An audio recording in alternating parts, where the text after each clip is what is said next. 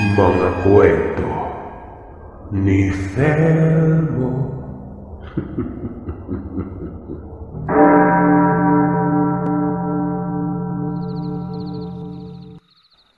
Ang pagsuko ay hindi pagpapakita ng kahinaan. Sadyang may mga bagay lang talaga na hindi kayang gawan ng paraan, kahit gaano pa gustong lumaban. Ito ay sa lawikain na nabasa ko lang, na siyang may punto kung ang usapan na ay buhay ng tao. Pero paano kung ang mga bagay na hindi kayang gawan ng paraan, magagawan pala? Kaya tumututol ako sa kung sino ang nagsulat ng kasabihang yan. Walang bagay na hindi kayang gawan ng paraan. Mas maniniwala pa ako sa tagal kung kailan magagawa ng paraan, dahil hindi talaga magiging madali ito. May umaabot pa ng ilang taon. Pero at least, may nagawang paraan. At ang paraang sinasabi ko, may saklaw na dito. Ang kababalagan. Tawagin niyo na lamang po ako sa pangalang Jorena. Hindi ko totoong pangalan.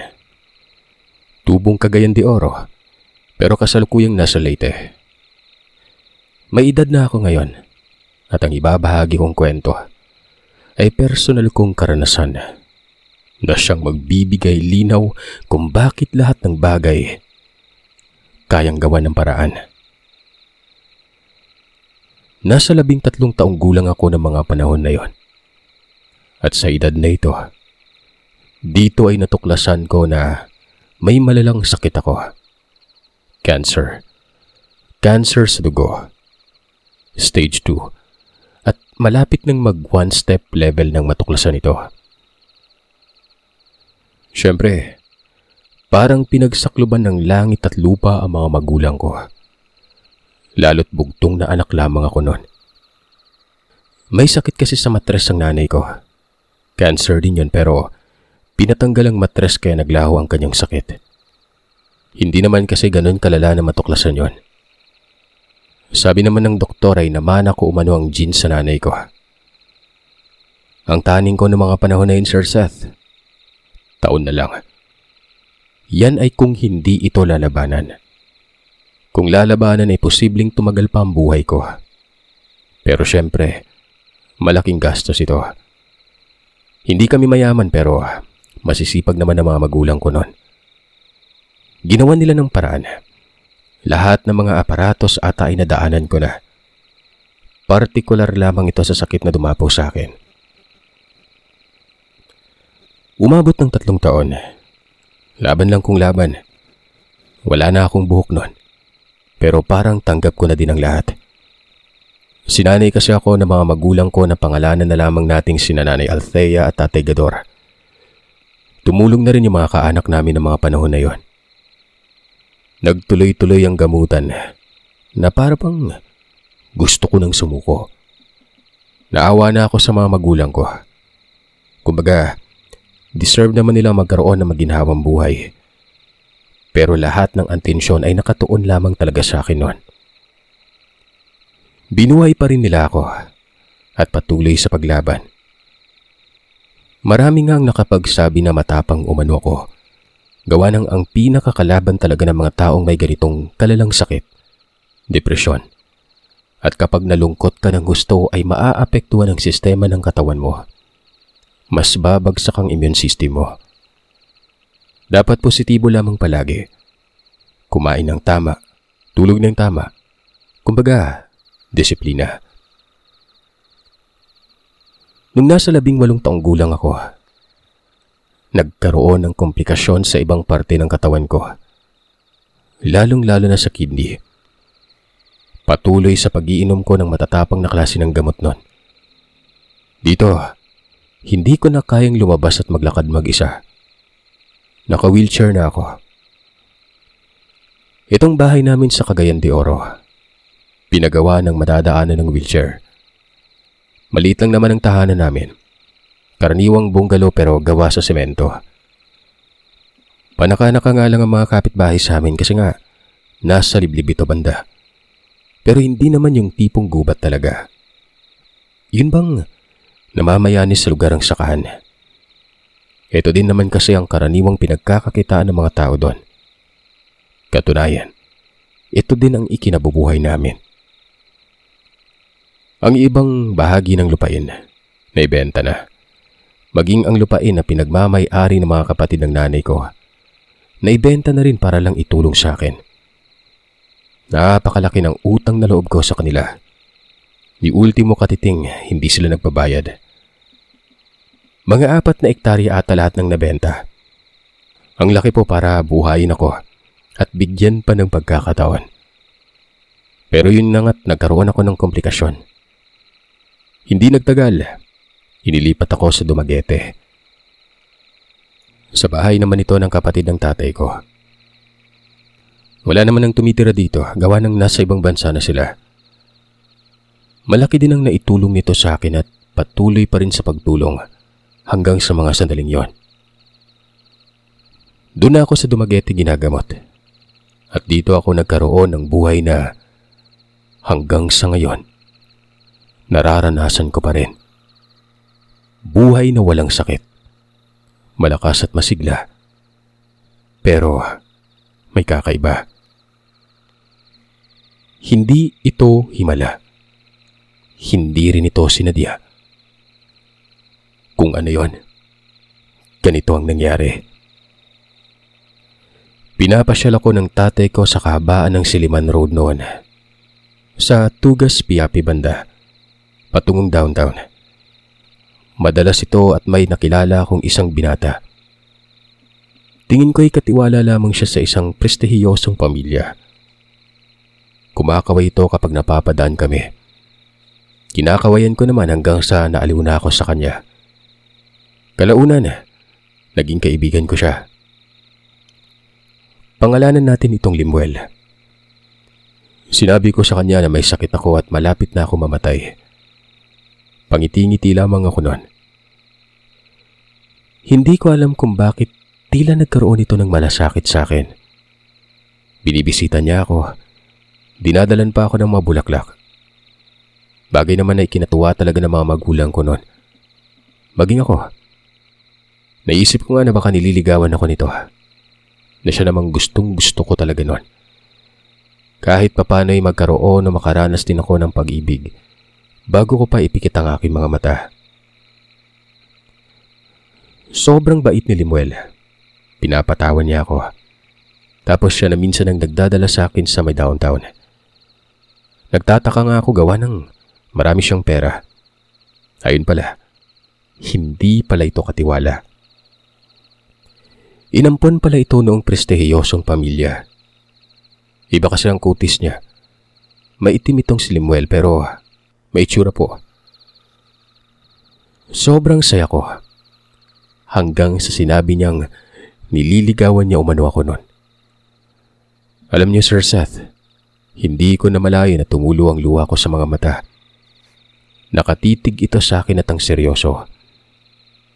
Oo, gusto ko ng pag-ibig sa salungat na kasarian. Kahit sino pa yan basta mabait lang. Pero itong iniisip ko pang sarili ko lang. Nakalimutan ko ang side ng isang taong iibigin ko. Kumbaga, kapag namatay ako, masasaktan siya. Twist ito sa inaasam ko, Sir Seth. Malaking twist at hindi lang ako masasaktan, kundi pati na rin siya noon. Nang mga sandaling yon ay nakapagbitaw na siya ng pagmamahal. Sagot ko na lamang ang inaantay niya. Nagkatitigan lamang kami. Naawa ako sa kanya. Tinanong ko siya kung alam niya bang sinasabi niya. Kung sigurado ba siya. May sakit nga ako at alam niya ang kalagayan ko noon. Malapit na ako mamatay. Tinatanong ko kung ayos lamang ba siya. Kung ayos lamang ba ito sa kanya. Kung hindi ba siya masasaktan noon. Ano ba yung pinagsasasabi mo, Jorena? Tingin mo ba nagbibiro ako? Tingin mo hindi ako handa? Paano yan iniibig kita. May magagawa ka ba? Susugal ako at gagawin ko ang lahat para sa'yo. Basta sagutin mo lang ako. Pagkatapos nun malalaman mo kung anong totoong dahilan ko. Basta, pagkatiwalaan mo lang ako. Kahit nahihirapan ako nun, kahit mabigat ang katawan ko, pinilit kong makatayo kahit pa nahihilo ako. Ginawa ko yun para yakapin siya ng buo kong katawan. Umiiyak ako at umiiyak din siya. Hinahapuhap niyang likuran ko. Bulong niya sa akin nun. Bigyan ko lang umano siya ng pagkakataon. Tumango ako at sinabi kong mahal ko siya. Alam niyo, sa gitna ng matinding pag-iisip ko nun, tumawa siya, tuwang-tuwa talaga. Hinigpitan niya ang yakap sa akin. Sabi pa nito, siya na raw ang bahala sa akin nun. Mamahalin niya umano ako ng walang kinikilingan, walang pag-aalinlangan at walang katatakutan. Para bang gumaan ang loob ko ng mga panahon na ito. Para bang gusto ko pang mabuhay. Para bang gusto kong magkaroon ng pamilya at mga anak nun. Inihatid niya ako sa bahay. Hinarap niya mga magulang ko. Inamin niyang kasintahan niya na umano ako at pinapangako niya na hindi niya ako sasaktan. Ang mga magulang ko umiiyak. Nagpasalamat. Marami umanong salamat sa kabila ng kalagayan ko noon. Mula ng araw na yon araw-araw nang bumibisita si Lemuel. Nasa kolehiyo na ito. Sa Siliman ito nag-aaral. Pero napaglalaanan niya pa rin ako ng oras. Yung bakante niya, ito nang pagbisita niya sa akin noon. Habang lumilipas sa mga araw, pahina ako ng pahina. Pero nikakarampot na lungkot ay hindi ko nakita sa mukha ni Lemuel. Binibigyan niya ako lagi ng payo. Pinapasaya niya ako. Kahit na halos hindi ko na kayang ngumiti noon. Lumipas ang 1 buwan. May mga aparato na yung katawan ko. Araw, oras, hindi ko alam kung ilan na lang yung nabibilang sa buhay ko noon. Anumang sandali, pwede na ako mamatay. Hanggang sa may binulong sa akin si Lemuel. Ang sabi nito, mabubuhay ako depende sa kung gugustuhin ko. Sabi ko naman, gusto ko pa. Kahit ano, basta gusto ko dahil nais kong ipadama sa kanya ng lubos ang pagmamahal ko na yon. Mabubuhay ka, pero dapat mong intindihin ang lahat. Ano mang mangyari, dapat walang pagsisisihan na. Pero ito lang sasabihin ko, Jorena. Walang magiging problema dahil kaya mo namang dalhin ang sarili mo. May kondisyon nga lang. Pero kapag tinanggap mo ang kondisyong yon hahaba pa yung buhay mo na higit pa sa karaniwang tao. Tinanong ko si Lemuel kung anong ibig niyang sabihin. Na diretsahan niya sabihin sa akin kung ano yon. Maganda kasing pakinggan ang mga pinagsasasabi niya. Ano man yung nakaakibat na kondisyon ay handa ako. Mahalin ko lamang siya para makaganti man lamang din ako sa mga taong tumulong sa akin. At para din kapag sila naman ang nangangailangan ay handa din ako magsakripisyo. Lalong-lalo na kay Lemuel noon. Sa magulang ko at sa lahat ng mga kamag-anak at kaibigan ko. Saglit nagkaroon ng katahimikan na tila ba nag-aalangan si Lemuel na sangbitin kung ano man yon. Pero hinawakan ko siya sa kamay. Hinaplos ko ito maging ang mukha niya. Jorena, ang mga aswang hindi nagkakaroon ng sakit na ganyan. Kaya nilang pagalingin ang sarili nila. Kaya nilang gawin ang imposible. Papayag ka bang maging aswang? Pero hindi ito yung aswang na pumapatay ng tao para mabuhay. Parang tao lang din. May kakaiba nga lang na katangian. Para bang mapapaaga yung pagkamatay ko sa narinig ko, Sir Seth. Paanong nakarating siya sa aswang? Paanong nabanggit niya ito? Sobrang layo kasi nun sa inaasahan ko. Sa kabila ng lahat ay paulit-ulit niyang sinabi na ayos lang, na walang dapat katakutan. Mabubuhay daw ako basta magtiwala lang. Ano pa bang magagawa ko? Di ba nga susugal na lamang ako? Napagkaitan ako ng tadhana. Gutom ako sa gala, pagtamasa sa mga bagay-bagay. Isa pa, pinapangarap ko din ang pinapangarap ng isang taong walang sakit noon. Tumango ako, ngumiti siya, at sinabi niyang dadali niya daw ako sa isang lugar. Nagtanong naman ako kung saan. Sabi niya, sa lugar ng pinakaabuelo niya. Ang lola niya umano ang aswang. Tinanong ko si Lemuel kung paano baka manakit ako kapag naging aswang. Hindi Jorena. Hindi ka mananakit. Albularyo yung lola ko. Ang problema, papayag kayo mga magulang mo. Sinabi kong hindi ako sigurado. Pero susugal din yun mabuhay lamang ako. Ako nang kakausap ka ko. Naniniwala naman kami sa aswang nun. Subali ayun na nga. Walang ano-anong kinausap ko ang mga magulang ko. Siyempre inaasahan ko ang negatibong reaksyon nila. Pero kalaunan, nang magpaliwanag ako na ayos lang talaga, pumayag ang mga ito. Tumulong din si Lemuel noon. Sabi niya ay walang mangyayari sa akin. Walang magbabago sa ugali ko. At lalong-lalo na, tatanggapin daw ako ni Lemuel. Lahat-lahat. Nagkasundo kami. Pero naroroon ng usapang kami lang dapat na makakaalam. Ang mga magulang ko, may mga parte sa kanila na hindi nagugustuhan yung idea.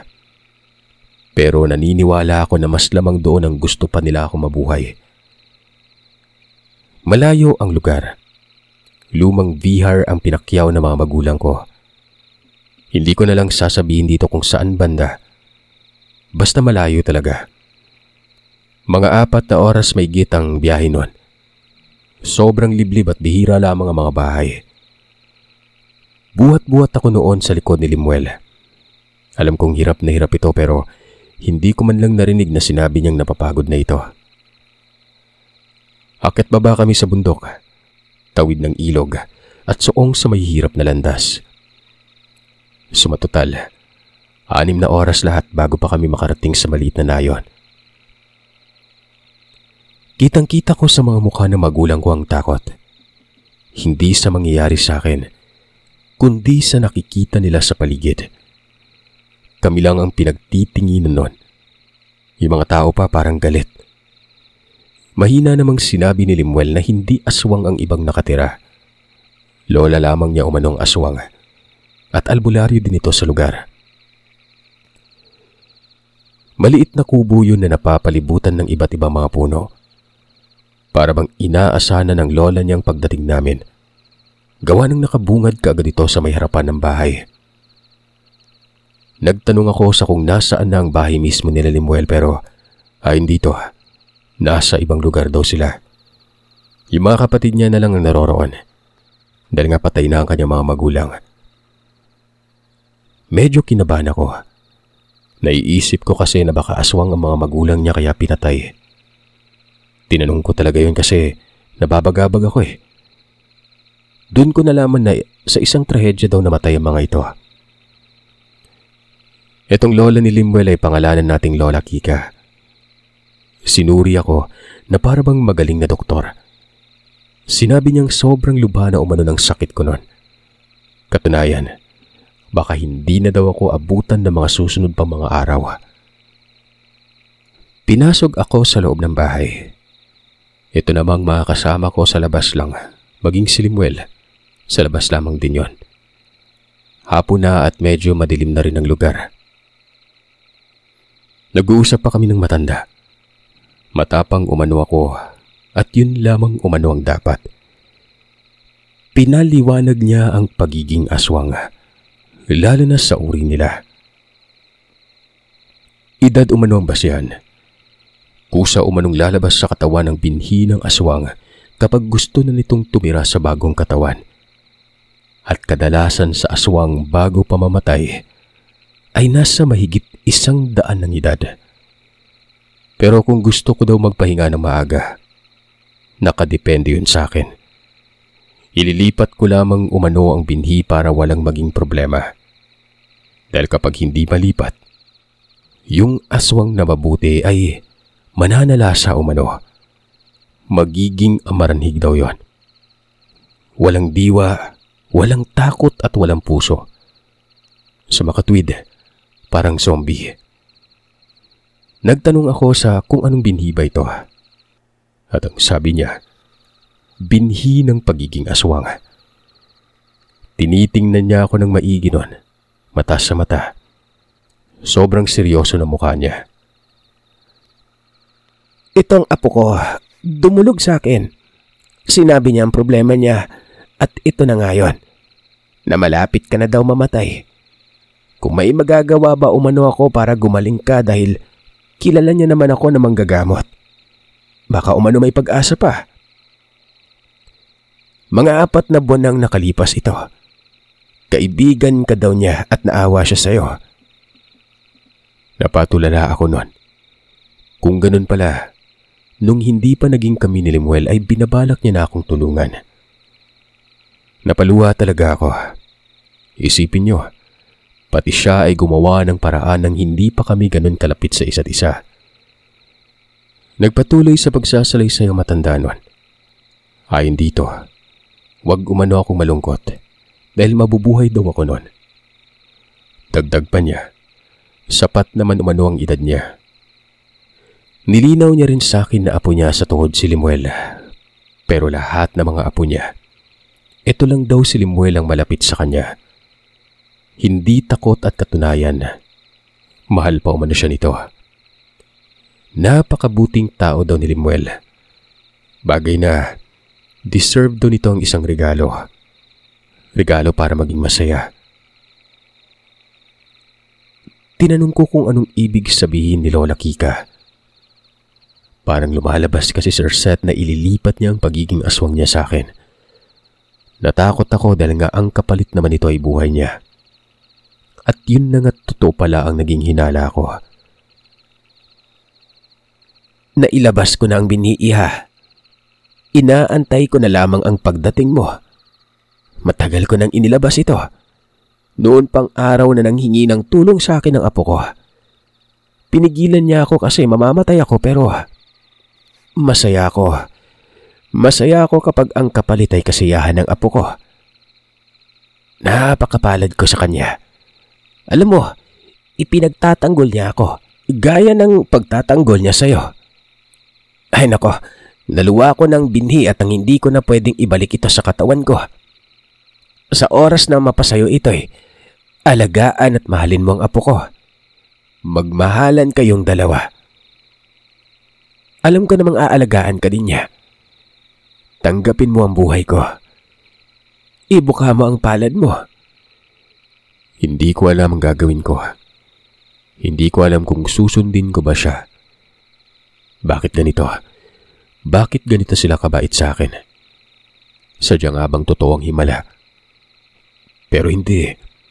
Labis na malasakit at magmamahal ito sa kapwa. Magiging aswang ako pero damang-dama ko na mabuting tao ang pinaggalingan ng binhi na yon. Nakangiti lamang ito sa akin hanggang sa muling nagsalita. Matapos ko daw tanggapin na hindi pa naman daw siya mamamatay. Manggagamot umano siya at pwede pa niyang matagalan ito na para lamang ding nagkasakit dahil sa katandaan. Dito ay medyo gumaan ang loob ko nun. Nagpasalamat ako ng lubos. Bumangon ako sa kinahihigaan ko at niyakap ang matanda. Inabot niya sa akin ang bagay na nasa kanyang kamay. May nararamdaman akong tila dumadagayday mula sa kamay ko hanggang sa buong katawan ko noon.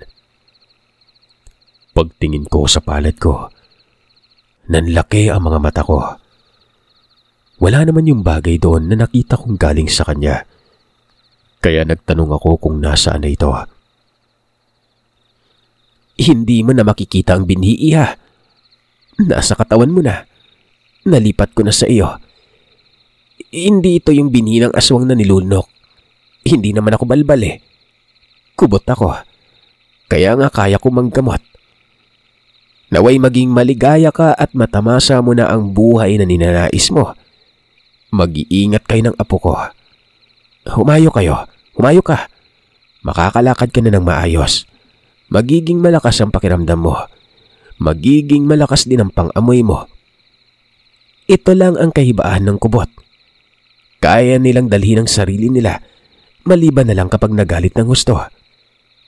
Pero alam ko naman na hindi ka ganon. Kaya bagamat aswang ka na'y mapapanatili mo ang pagiging tao. Susumpungin ka ng 1 beses sa 1 buwan. Respetuhin mo na lang ang sumpong mo. Hayaan mo lang yan. Huwag ka lang lalabas ng bahay. Tumango ako noon.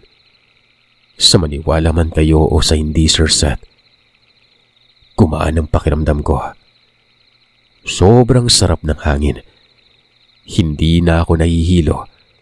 Hindi na rin nanginginig ang katawan. Nakatitig lamang sa akin ang matanda. Tumatango ito habang nakangiti at nakasenyas ang kamay niya sa pintuan. Tumango ako at muling nagpasalamat. Hindi naman siya nagsalita. Lumabas ako noon at kitang-kita ko sa mga mukha ng mga magulang ko ang pagkamangha. Nakatayo ako na maayos. Niyakap nila ako. Umiiyak ang mga ito tapos nagpasalamat sila doon sa lola ni Limuel. Niyakap din nila si Limuel noon. Ako naman, hinayaan nila akong yakapin at halikan talaga ang binata. Ayos ka na ba? Anong pakiramdam mo? Ang sagot ko ay wala na akong dinadaing. Napatanong pa ako kung tutubo pa ba ang buhok ko noon. Kahit hindi tumubo yan, mamahalin pa rin kita. Kung masaya ka, mas lalo naman ako. Wala namang problema sa lola kasi nga napaintindi niya na ako. Hindi naman siya mamamatay kaagad. Magiging normal lang siya dahil sa matanda na talaga. Magsisimula na siya makaramdam ng mga normal na karamdaman ng tao. Doon kami nanatili ng mga 3 araw. Lahat ng nakitira doon ay mababait naman pala pero hindi sila nagtanong patungkol sa akin na para bang alam na nila ang lahat. Umuwi kami ng Dumaguete kasama si Limuel. Kasama din siya noon nang may bumisita sa aking doktor. Nagulat itong doktor na ito. Paano umanong nakakatayo na ako at parang ang liksi ko noon. Kailangan niya daw masuri ang kalagayan ko. Nagdadalawang isip kami noon at baka may kung anong makita pa sa katawan ko pero ayos lamang umano, sabi ni Limuel. Mamamangha na lamang umano ang doktor sa resulta. Ayun na nga, sa mamahaling ospital ito. At alam na ng taga Dumaguete kung anong ospital ang sinasabi ko. Saglit lang naman kami doon at umuwi kagad. Matapos ng 24 oras, muling bumisita ang doktor. At dito ay para umanong nagkaroon ng milagro. Maayos na yung kidney ko. Gumagana ito batay sa kung ano talaga ang normal na sistema sa katawan. Maging ang atay ko ay wala na ring mga komplikasyon.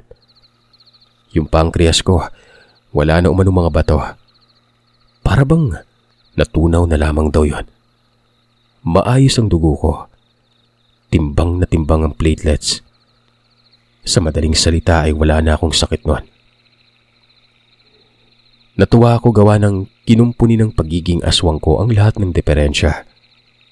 Ganyan kalakas ang binhi ng aswang mula sa isang kubot noon. Hindi muna kami umuwi ng Cagayan de Oro. Pero nabalitaan na ng mga kaanak ko ron ang nangyari. Masaya ang mga ito. Tuwang-tuwa. Maging ang kapatid ng tatay ko na nasa abroad. Hindi man dahil sa kanila kaya ako gumaling pero nagpasalamat ako. Naging tulay sila buhat nang nakasurvive ako ng matagal hanggang dumating nga si Limuel sa buhay ko. Ipinakilala ko ni Limuel sa mga kumupop sa kanya. Mayaman na mga ito. May lupa, negosyo, real estate kumbaga. Parang ako lang din nabugtong na anak. Kaya kahit ampon man ito, kung anong hilinging layaw ay ibibigay. Pero hindi ganung tao si Limuel. Napagkamalan ko pa nga itong katiwala dahil sa sobrang simple niya. Maligaya na ako. Ang nakakapanambik noon ay ang pagiging aswang ko. Yung sumpong, takot ako na may halong pananabik. Pero handa ang mga magulang ko dito. Kaya nga hindi kami umuwi kagad ng Cagayan noon. Dahil mas safe umano sa mga marites sa Dumaguete. Magkakabukod ang mga bahay na may matataas na pader. Walang mambubulabog kumbaga. Maliban na lamang kapag may sunog. 3 buwan. 3 buwan yon bago ko nakita ang sarili ko sa anyong aswang. Sa mga pagkakataong ito, kumapal na ang katawan ko. Bali yung tipong may alindog na kahit papano. Maganda na ako sa mga mata ni Limuel, na para kaming kasado nun. Malaya si Limuel at may isang silid na kami lang dalawa. 2 palapag yung bahay. Ang ibaba, kalahati dito garahe. Tapos kalahati naman sala at kusina. Ang sa taas ay may 3 silid. Nasa gitna ang binigay sa akin kasama ni Limuel. Alam naman na ito ng mga magulang ni Limuel. Yung kumukop sa kanya. Ayos lamang umano sa kumukop. Katunayan ay may silid din kami doon sa bahay nila. Mas malaki yung tirahan nila. 3 palapag. Yung pinakataas ay terasa na may bubungan na maganda.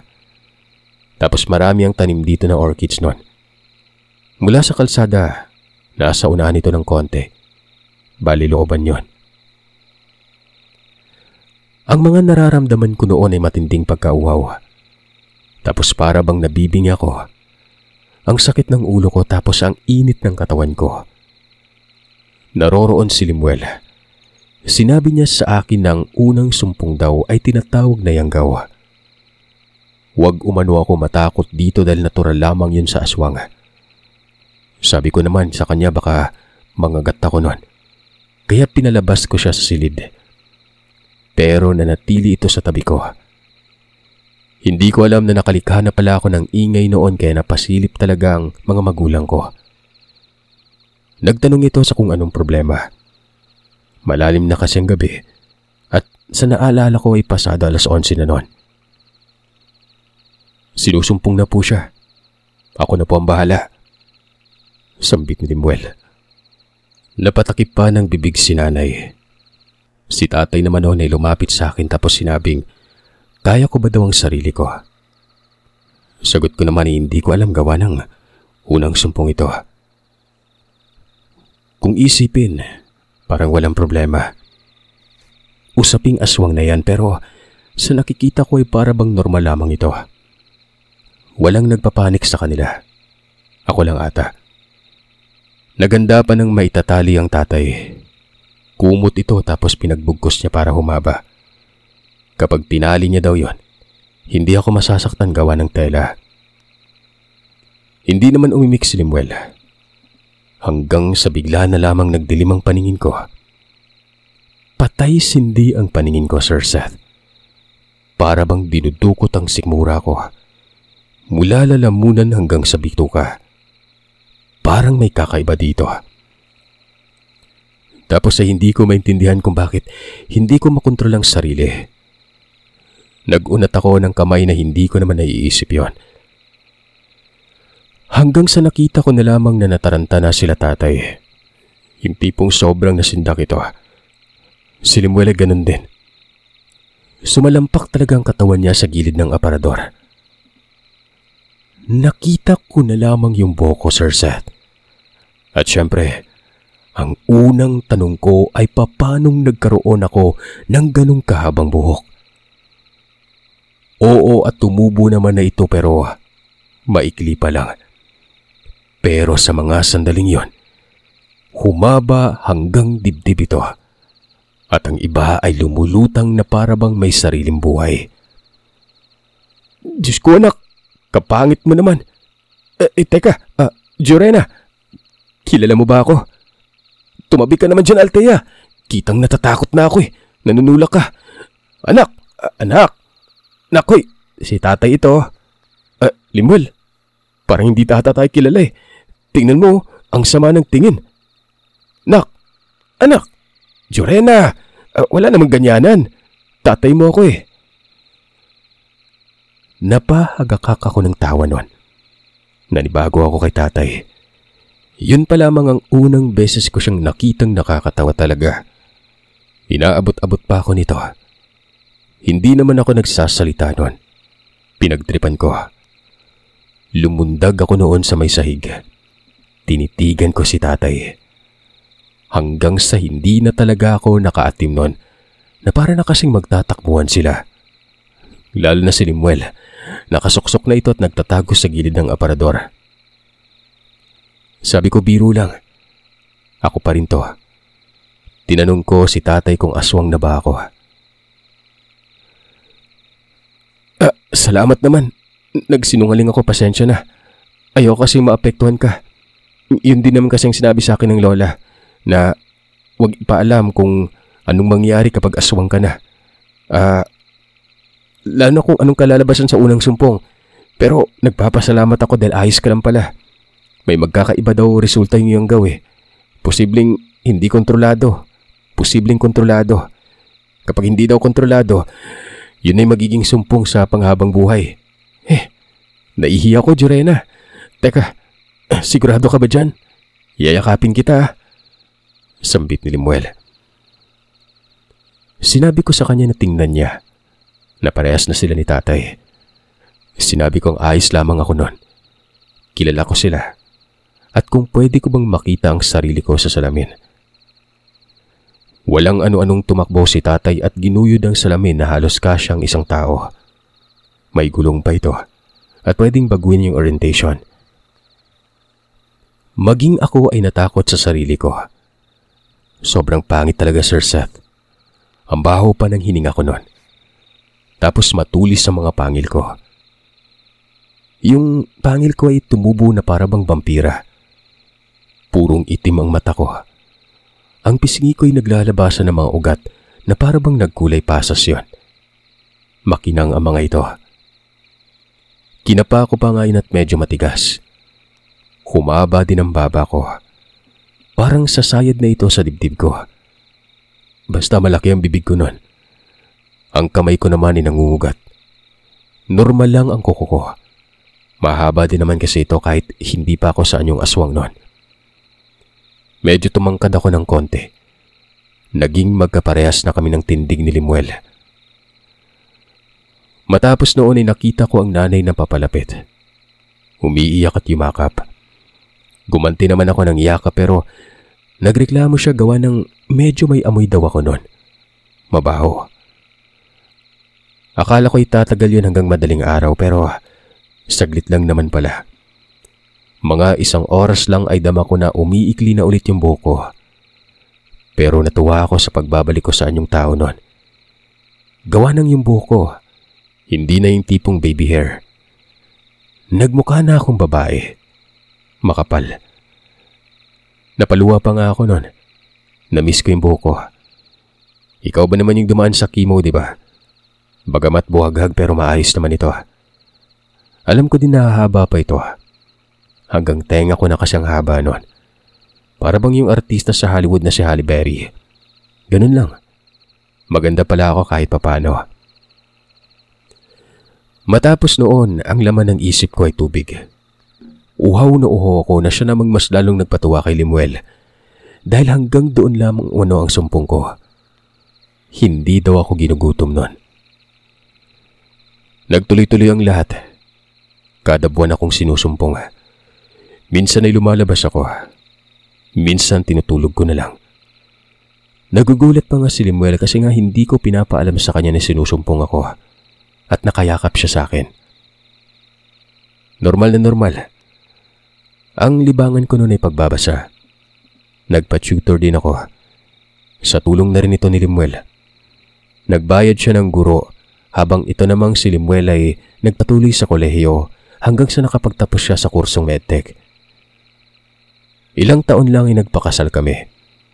Dito sa Dumaguete tumira hanggang sa nagkaanak ng 2. Masaya syempre dahil naranasan ko mabuhay pa. Bagamat aswang ay wala naman kaming pinagkaiba noon. Diba? Lahat ng bagay ay kayang gawa ng paraan. Nakadepende na sa kung paano gawin at anong diskarte.